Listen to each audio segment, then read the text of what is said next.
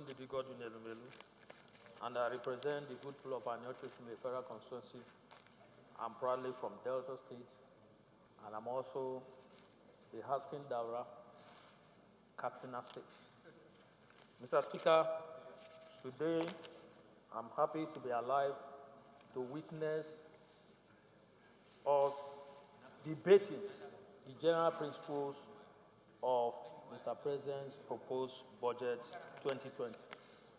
Mr. Speaker, let me commend you, commend the leadership, because if not for your effort and the principal officer's effort, I'm not sure that this budget would have come earlier as anticipated. It shows that you're a focused leader.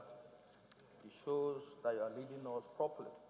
And I believe that at the end of the day, Nigerians will come to terms with Night Assembly to say, yes, there was a time a leader came, he saw, and he conquered. Having said that, Mr. Speaker, let me focus on why I have been called upon to speak.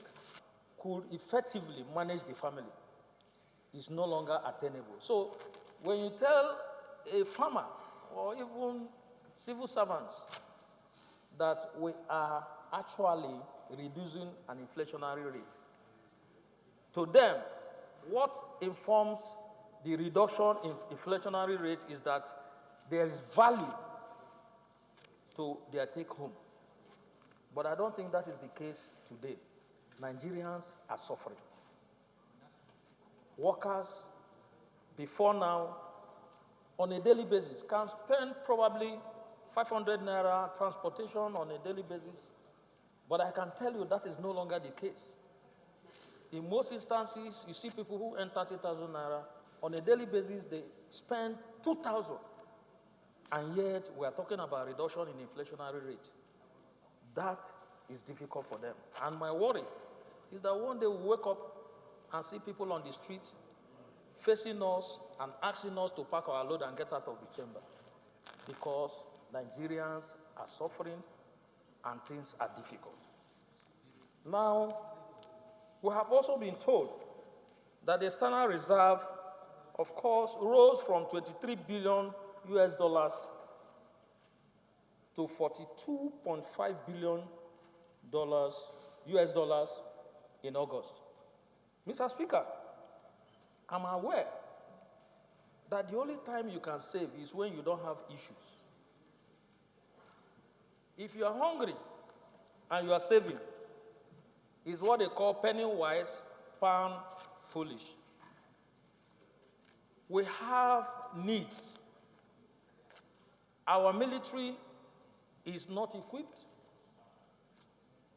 The amount required by them for them to be equipped is so enormous that I should think that out of this reserve that we have showcased to the world is for us to apply Section 83, which gives us right to ask Mr. President under contingency funds to take some amount of money into critical sectors such as defense, power, health.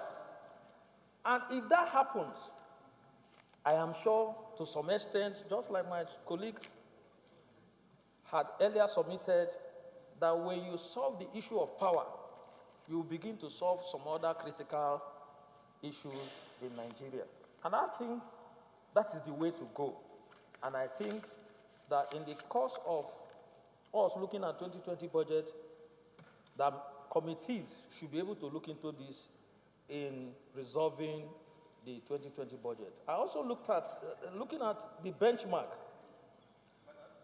I also discovered, based on Mr. President's submission, that in 2019, benchmark was 60, based on the fact that there was a projected income at 67 per dollars. And Mr. Speaker, if you look at also the revenue, which was accruable in 2019, we witnessed shortfall. And this could be as a result of us not being able to track those revenues.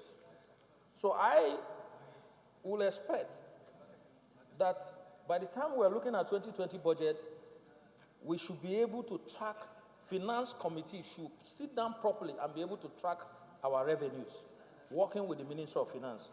Now, on budget implementation, as it relates to 2019, Mr. Speaker, I honestly will tell you that budget, if it's in terms of rating, I would say it's below average in all sectors. The releases, which even Mr. President himself acknowledged in his speech, but added that before the end of the year, that he has instructed that extra 600 billion be released, which in effect clearly states that the budget of 2019 was not well implemented as expected. Going into 2020, Mr. Speaker, we have also been told that the benchmark will be at 57, and of course the revenue that will be generating will be 8.9 trillion. Mr. Speaker, in that 8.9 trillion, the President also said that 2.6 will be represented by oil sectors. And non-oil sectors, one is non-oil sector that is taxed, will be 1.8, the other one will be 4.6. I think that what is important, again, is in this case, so that we don't face the shortfall that we'll face in 2019, that finance committee must at all time ensure that they expand and have a robust and vigorous oversight function with the Minister of Finance so as to track down those revenues and be able to ensure that there are no loopholes. Now, looking at the capital budget, Mr. Speaker, you will agree with me that in all the sectors, most of the sectors have been drastically reduced. And for me, particularly health, they say health is wealth. If our institutions, health institutions are not well funded, the tendency is that we can never stop that norm of health tourism, where people, everybody, even when you have headache, you want to run to places like Dubai, Ghana, even Ghana, to go and check whether it is accurate. Because if we are not well funded in the health institutions, it's possible that even to check BP, you may be having the wrong machine that we use or the obsolete one to check BP, and you'll be reading wrongly. And that, in effect, will be very devastating to one's health. So I think that given this scenario, that our committees, appropriation, and all the sector committees should vigorously focus on their oversight functions and ensure that even in the budget itself, that agencies that will be coming for their budget defense must be able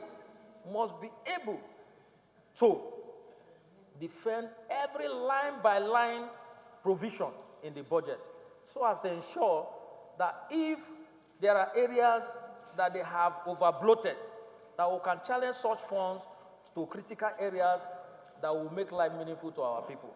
Having said that, Mr. Speaker, let me say that I wish that this budget of consolidation, the budget that is said will also help our local investors, local private investors, to be so encouraged to invest that things will work out well. But lastly, Mr. Speaker, is on issue of tax. I want to pray that the low-income earners are exempted from this tax burden. Because when you take 30,000 naira home and you are charged, take for instance 2,000. That 2,000 out of 30,000 is a lot. So government should find a way of exempting low-income earners in this tax that they have so proposed that will come into effect along the line with 2020 budget.